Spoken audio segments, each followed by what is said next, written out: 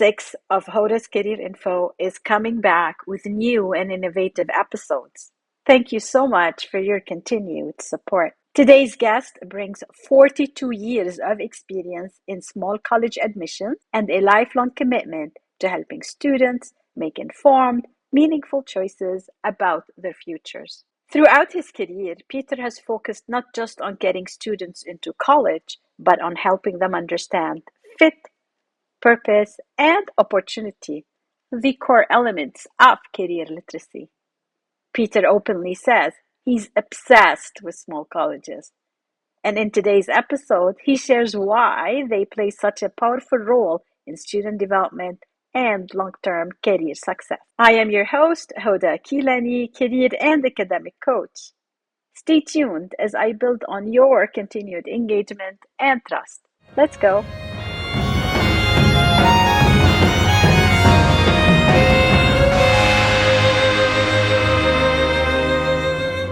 What's difficult for a lot of kids when they graduate from a small private college is narrowing what they've done down to 2 pages on their resume.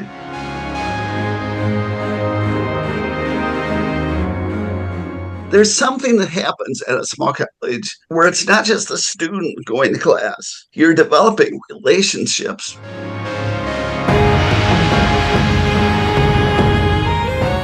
It's good to have a little different perspective on things when you go to graduate school as opposed to your undergraduate.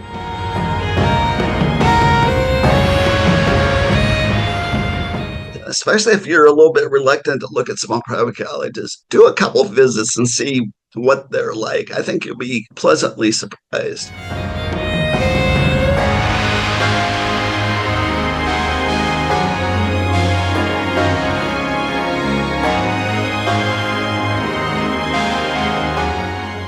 I appreciate you for joining Hoda's Career Info, the program where guests from across the globe share their lived career literacy experiences. Real stories designed to help you actively and intentionally shape your career. Watch, listen, and learn. If you find this episode helpful, remember to like, subscribe, and share. Also, follow me, Hoda Kilani, on social media for more career literacy insights. Who is our guest today? Peter Pitts retired in 2019 after a 42-year career in small college admissions. Over those years, Peter had the pleasure of working with more than 2,000 families as they navigated the admissions and financial aid processes. At various times during those 42 years, Peter held various titles: admission counselor, assistant director of admission, Director of Admission, Assistant VP of Admission and Financial Aid, and for the last 27 years of his career, Regional Director of Admission for Monmouth College of Illinois in the Chicago territory. Since retirement, Peter published several books, including his most recent book, which we will be discussing today, Small College Magic. It's life-changing. Peter also actively posts articles on LinkedIn, Facebook, on his website, lifechangingcolleges.com. Furthermore, on a part-time basis, Peter does independent counseling with families and consulting with colleges. More personally, Peter is originally from Clinton, Iowa. He has degrees from Mount St. Clair College, Wartburg College, and the University of Iowa. He lives with his wife, Pat, in Aurora, Illinois. Thank you for joining me and Peter Pitts. Stay with us as Peter shares how using core career literacy skills can help you find your right college fit.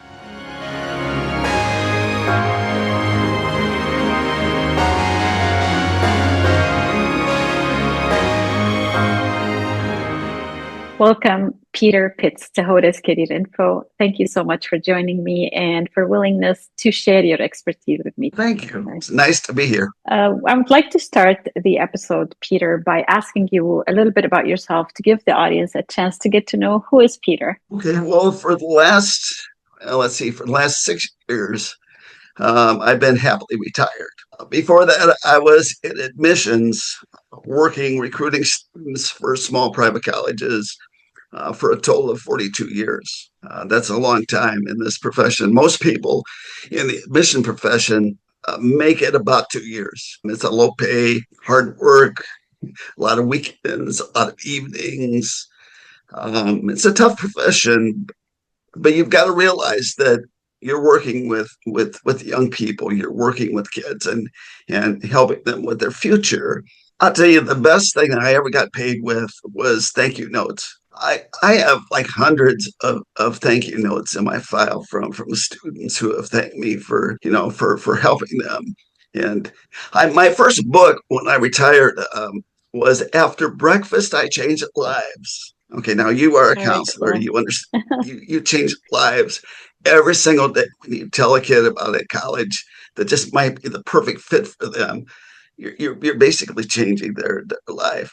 And I'll tell you how that came up. One day I was giving a presentation at Perspectives Charter High School, and I was talking about how I admit a lot of students and talking to them about the advantages of the. I was working for Monmouth College at the time, and I said, "Does anybody have any questions?" And this one girl in the back row, she raised her hand and said, "I have a question, Mr. Pitts."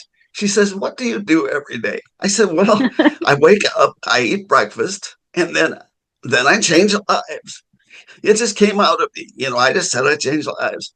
And I thought to myself, well, when I retire, that would be a perfect name for a book. So that was my very first book was After Breakfast, I Changed Lives. I love working with kids and their parents, and I miss it.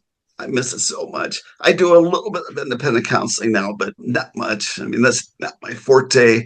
My forte is basically just helping kids learn about small private colleges in general.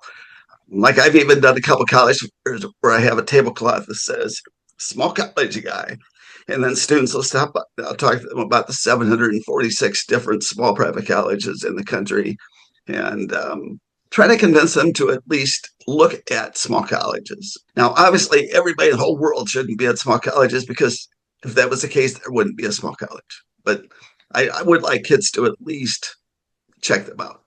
But that's what I did 42 years of working mostly with Monmouth College, not the Monmouth in New Jersey. I'm talking about the Monmouth that's in Illinois, small private Okay. college of about 750 students, which is very small school. But I loved it. 27 of my 42 years, I said, we're at Monmouth College of Illinois. That's very cool, Peter. And right away, you got us and you started showing us your obsession with small colleges. If someone's right now looking at colleges, why would they consider a small college?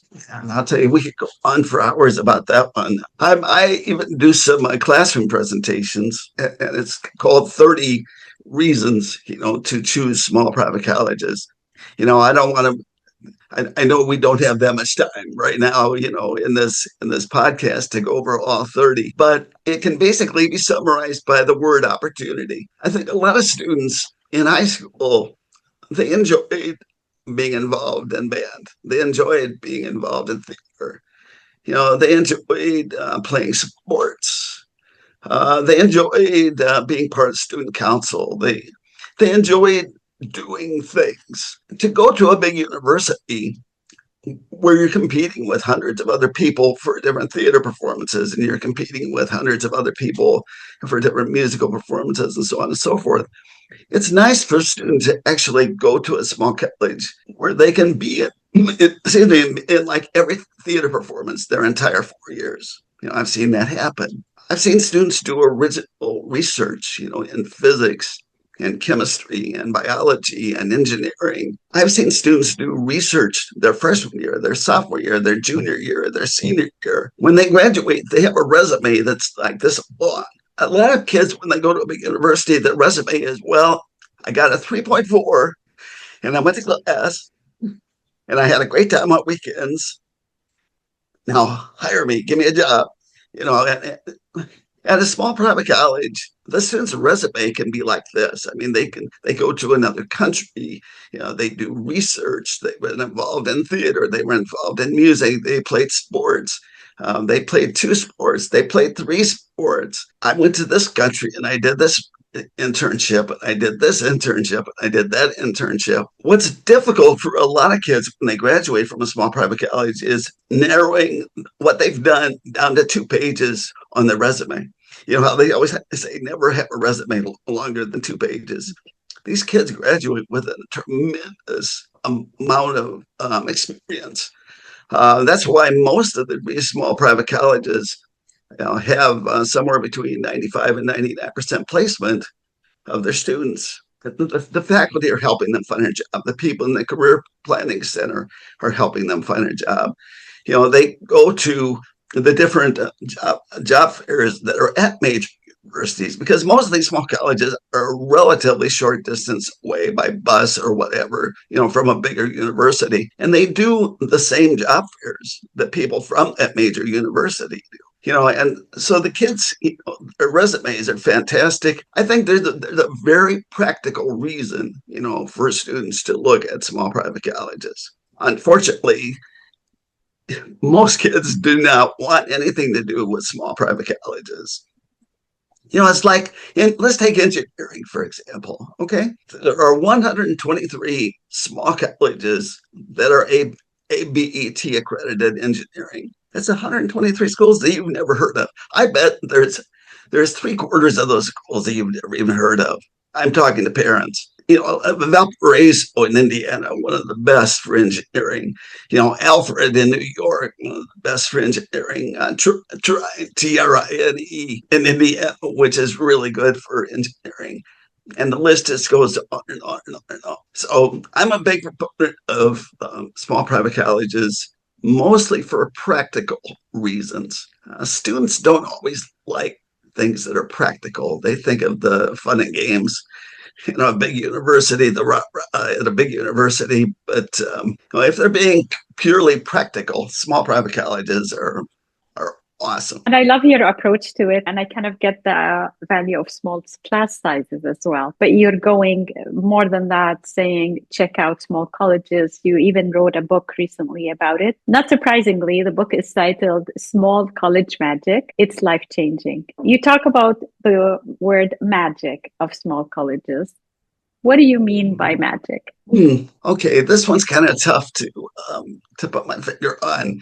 I went to the homecoming recently at Monmouth. I noticed that the students, when they came back after 10 or 15 years, didn't just go there to see one another. They went there to see their professor. They went there to see the lady in the cafeteria that used to make their omelets for them on weekends. They went there to talk to the people in security that they became good friends with. They went there to see the people in maintenance that they became good friends with. They went there to see the financial aid director because she knew, and she's been there the whole time. There's something that happens at a small college where it's not just the student going to class. You're developing relationships with people. Think of yourself at a big university for a second. I got my master's at the University of Iowa. Okay, big university, 30, 40,000 students. I mean, I can imagine students going back to homecoming and going to talk to the lady in the cafeteria that used to make them omelets on the weekend. I can't see that happening. There's a certain amount of magic that occurs when people communicate with one another, maybe outside of the normal means of communication. Like, for example, at a small private college, you can go to the president's office and just sit down and have a chat with them. You can go to the cafeteria on campus and sit and have a cup of coffee with the vice president. You can go to a professor's house and have tea. There's this, I don't know, this unspoken magic that occurs with, it all boils down to people. I mean, it's just people meeting people meeting people. Like my son, for example, he graduated from a relatively big high school, and all of his friends were white male friends. That was his little friendship group. He went to Monmouth. Now, one of his best friends is African American. One of them is from Nepal. His friendship group got so much more diverse because he went to a small private college. When you're in a classroom of only 10 people, you get to know those 10 people. There is no doubt you're going to get to know those 10 people. And at small private colleges, they intentionally make some of the first classes that you take as a freshman, really small, like 10 or 15 people. And they use an algorithm to make sure there's diversity. People from different states of the union, people from different nations, people, different ethnicities.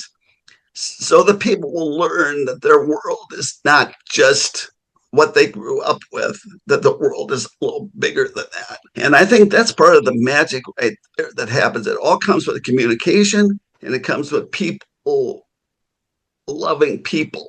And it's just cool. When I was at Monmouth, they always talked about Monmouth magic. That's how I got the idea for the magic, because there is something that's very special at that place that occurs. And I don't think it's because of the bagpipe. They have a bagpipe band. I don't think it's just because they have a nationally ranked football team. There's just something there. You know, you almost cannot put your finger on what it is, but there is something a little bit different, a little bit unique in a small private college like that. Peter, I heard community, I heard connectivity, and these are all really, really nice. But many of my clients and their parents, they always are in search for a large or Ivy League university. When and why would you recommend a small college for a student? There are a lot of different types of students in a small colleges. One of the types would be a student who is really brilliant but doesn't want to. They want lots of opportunities to do things their own way. They want to do their own research. They don't want to just do a faculty's research and sort of just help them. They want to do their own original research. Okay. They don't want to do just one internship. They want to do at least 2 or 3 internships. They want to do it all. They're brilliant. They just want to do it all. They want to take the world by storm. Small private colleges are great for students like that. But they're also great for the person who is on the quiet and shy side and just needs a place where they can find their people and they can find their voice and actually, like, there was a girl, a Vietnamese student I was working with, and I still keep in touch with her. She was so painfully quiet when she came out of school. You could barely hear her talk when she was saying, and I asked her about that, and she goes, "Well, she says, in my family, we're supposed to stay, I don't know, just kind of quiet, and not be too ostentatious." By the time she graduated, I mean, she was very talkative and very outgoing, and now she's extremely successful, and so you've got a really quiet kid that needs a place to become less quiet and shy. And then you have the kid who they just like the attention. They just like being known. They like, if they were number one in the class in high school, they kind of like going to a place where they're still number one. I can't imagine what it's like to go to a place where everybody was number one in the class in high school, like Penn, for example. A big university where you've got a classroom full of hundreds of people that were all top 5% of the class in high school. I can't imagine what that would be like. There's a whole bunch of different kinds of kids that end up at small private colleges, or that should look at small private colleges. A lot of kids and their parents make a lot of assumptions. There's a whole chapter in my new book about the assumptions that you should avoid in the whole process. Like, a lot of people think that in order to become an engineer, you have to go to, what, you can name the names, Purdue, Indiana University, Michigan, and so on and so forth. They think that that's the way to become, and that is not true. I mean, there's lots of places that you can go to become an engineer. There's people that you have to major in political science to become a lawyer. Well, that is so not true. I mean, you can major in a little bit of anything. And they say you have to go to a school that has a law school as an undergrad. It's like, why? Why? What most people will, even if they went to that school as an undergrad, will go to a different school for law school. I mean, it's good to have a little different perspective on things when you go to graduate school as opposed to your undergraduate. There's a lot of the assumption that it's too expensive to go to a small private college. Well, because small private colleges do not get the kind of attention uh, that they have to give money to attract people, basically, and they call them merit scholarships, but it really is not a merit scholarship. It's basically a discount. I mean, let's be real. What it is. And say, I'm a proponent of not just small private colleges, but the ones that are not highly ranked. There's maybe 15 to 20 really highly competitive, really small schools. Like Caltech has 900 students, for example, right? I mean, that's not in the group that I consider. I like the bigger group, the group with places like Susquehanna and Linfield and Center and colleges that people maybe have never ever heard of, but awesome institutions. I can feel how passionate you are about small colleges, and I appreciate that. If someone were to pick up the book, you do have an appendix for them with a list of 250 or more colleges for them to sort I through. do. I do. I mean, it's really hard to come up with a list of 250. I have not visited 250 institutions. So, I had to rely on, what like Niche has to say, about institutions. I looked at like financial information from Forbes. Forbes, one year will be really conservative, the next year they'll be more liberal, the next year they'll be more conservative. So I do like a 3 year average. I want to make sure that I'm referring people to places that are financially secure because there are, probably 100, 150, small private colleges that are having severe, financial issues because of enrollment. And I tried to keep those, off of my list. But the list was basically the not highly ranked, but still good, financially stable. That was kind of my goal for this 250, and I really appreciate the fact when I post a list on different like Facebook sites and such that people will respond and say, "Oh yeah, my son or daughter goes to such and such, and they're having a great experience because they get the attention in a small private college and so on and so forth."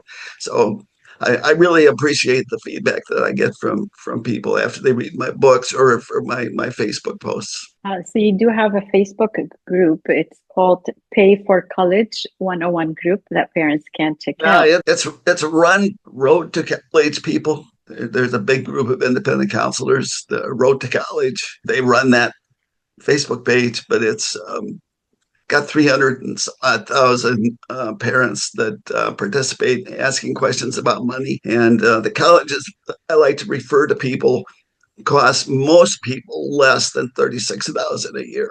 To me, you do not have to spend more than mid 30s to send your kid to college. I mean, 80, 90,000 a year is ridiculous. Absolutely ridiculous. It's gotten out of control. I always give people the analogy. I say, and they go, "Well, how did this happen? How did it get to this point where colleges give all these merit scholarships and such?"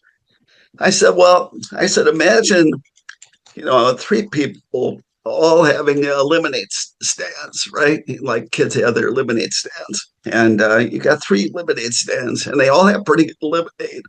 But one day, the people from the New York Times come by and they sample the three, and they say, "Well, this one is the best," right? So all of a sudden, they can charge more money, and they have a longer line of people waiting for their lemonade.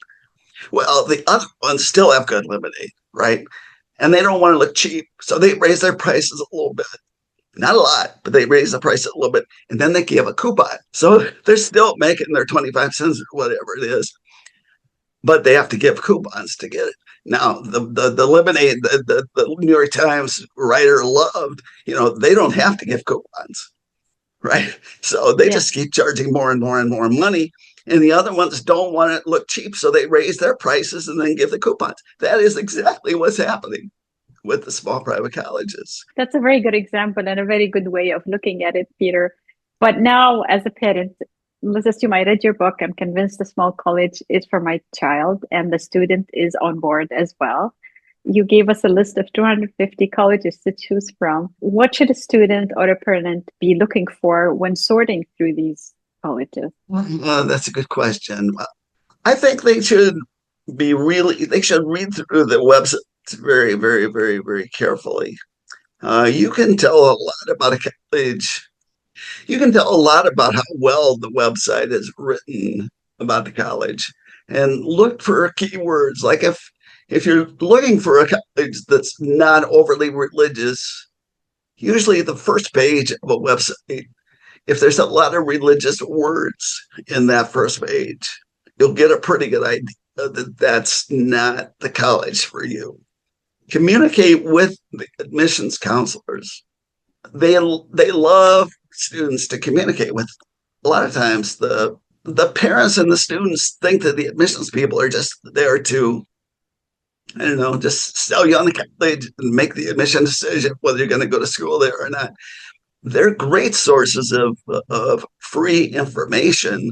Any financial aid questions that you have, I'm sorry about this because you're an independent counselor, but you really don't need to use an independent counselor to get financial aid questions answered. If you call any small private college, talk to the financial aid people, they'll answer all your financial questions. But use the admissions people, because the admissions people will put you in touch with the professor, for example. Like if you're interested in physics and you've developed a good relationship with the high school, with the admissions counselor can introduce you and do a Zoom call or a Zoom conversation with the people in the. You don't even have to visit. Like if a college is 1,000 miles away from you, you can't exactly hop in your car and go visit. So you need to learn about the physics department. Ask the admissions person, can you please put me in touch with the physics professor? I can do a Zoom. They'd be happy to do stuff like that at small private colleges, and people don't even think about that. I haven't heard. This one is kind of interesting. There was a student who wanted to visit a school that was 1,000 miles away, and they called the admissions person. They said, "Do your tour guides have FaceTime on their phone?" And they said, "Yes." Can you give me a tour with a student holding this their phone up so that I can see everything and talk to the student? They said, "Sure." And they set it up. I thought that was awesome. Then the student get a really good tour. Can I see this? And then they would take it to that place, and it worked out really well. But use those admissions people, use the website, be really careful about. There's some groups that kind of just spring up on social media. And a lot of them are just people that are upset with an institution, and they just, start, ragging on the institution. Don't get into those groups, but there are groups that are officially set up through the college where, like, a parent to parent type group that you can get involved in with Facebook. Just be really, really careful that you don't get into one of the ones that's just nothing but negative stuff. You need to keep things as positive as you can. But you have to visit these colleges in person if you possibly can. There's no better in the world to do than to visit, especially if you're a little bit reluctant to look at small private colleges. Do a couple visits and see what they're like. I think you'll be pleasantly surprised. I hate it when students say, I don't want to go to a college smaller than my high school. I hate that one because high schools and colleges are such different places. There's no comparison, between the two. What they really mean is, it's not socially kind of what they're looking for. They're looking to be a little bit more anonymous and in a big university, the rah rah, and so on and so forth. That's what they mean. But the way they say it, they don't want to go to school smaller than my high school. That just doesn't make sense. It's like, okay, you don't want to go to Caltech then, right? And they go, well, yeah, we'll go to Caltech, no problem. Oh, but that's 900 students. Oh, really? Well, that's an exception. Students just make too many assumptions that they shouldn't make in terms of the size of the institutions. I agree with you. It's really about doing your homework. I like your perspective today in our conversation and bringing in the value of a small college. I just want to take you back to a topic you covered a little bit quickly, which is the visiting of the college or university. What are your thoughts on visiting colleges? We have narrowed it down to three colleges, let's say. Should they be visiting still, or is a virtual tour enough? I'm kind of old school here. I mean, I know they have to take off work to do it, but the best time to visit is during the week, not the weekend. I know parents want to visit on weekend, but weekends, like if you want to visit on Saturday morning at 10 o'clock, how many college kids are up by 10 o'clock in the morning? I mean, the campus is not going to be lively. There's not going to be anything happening, you know. And if you visit, like for an overnight visit on the weekend, it could become too lively. The best time to visit just to see what the campus is really like is a Monday, Tuesday, or Wednesday during the week. Stay away from Fridays. Fridays tend to be like testing days and such at colleges. Mondays and Wednesdays tend to be just basic lecture days at most institutions. And visit around the lunchtime and make sure that your son or daughter does lunch with a student. And I like it when the parents are separated from the student for the lunch. I want the students just to talk to students and the parents to talk to maybe faculty or to an admissions person or whatever. Likewise, on the tour, a lot of times, I don't know, parents ask too many silly questions. Parents, they ask the questions that the students don't want. Students need to ask their own questions. I really feel that on the tour, but visiting in person in the middle of the week, middle of the day is the ideal situation. And ask to talk to a professor, ask to talk to a music director, ask to talk to, I mean, all I can say is no. I mean, if it's not possible, but make sure to ask, for those things. And don't expect your tour guide who is a student, they're student, right? Don't expect them to know the average grade point average and the average, all these numbers. That's the admissions counselor's job. The students are there to talk about, the relationships with one another, their relationships with faculty, a little bit about the town, and so on and so forth. And that's what the students should be talking about, not the facts and figures. The facts and figures go to the admissions people. Very good point, Peter. For all the questions I had prepared for you today, was there anything else that you would like to add that I didn't ask you about, or something to help me wrap up our episode and our chat? I did want to mention one that I didn't mention before that's unique about small colleges. A lot of them have like a one course at a time curriculum or a two courses at a time curriculum, or they do not have any general education requirements, or they have a reduced set of general education requirements. These are all things that you cannot find at a big university, that you can find at a small college. And I meant to mention that earlier, but I forgot. So I wanted to make sure to get that in. Well, thank you for getting it in. And I think anyone who wants to hear more of what you have to share can either read your book by Peter Pitts, or they can join you and look for you in that Facebook group we talked about, Pay for College 101 group. Well, thank you. Well, thank you so much for your time, Peter. Truly enjoyed it. And you did bring in some insightful tips for parents and students. Thank you very much.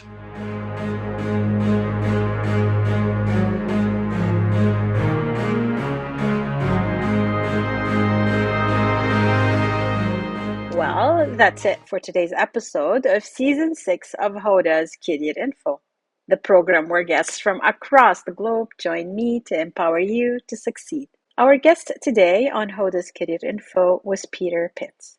You can connect with Peter on LinkedIn. One quote that really stood out to me in this episode is, "There is this unspoken magic that occurs. It all boils down to people. It's just people meeting people." If careers are shaped as much by relationships, conversations, and exposure as by skills and credentials, how might career literacy help you recognize, navigate, and intentionally build those human connections that influence your academic and career path. Reflect and share. Remember that you can watch Hoda's Career Info on YouTube or listen to the episode on your favorite podcast app. To let me know if you are interested in an opportunity to talk about your career literacy skills, you can send me a direct message on my website, rightcareerfit.com, where you can also sign up for my newsletter to stay up to date on the latest episode. Please like, subscribe, share, and follow me, Hoda Kilani, on social media. And together, let us increase career literacy. I'm your host, Hoda, career and academic coach. I cannot wait to hear your reflections on our new episodes. Until next time, take a moment, pause, rethink, and confidently assert your beliefs, experiences, abilities, values, and interests, also known as BV.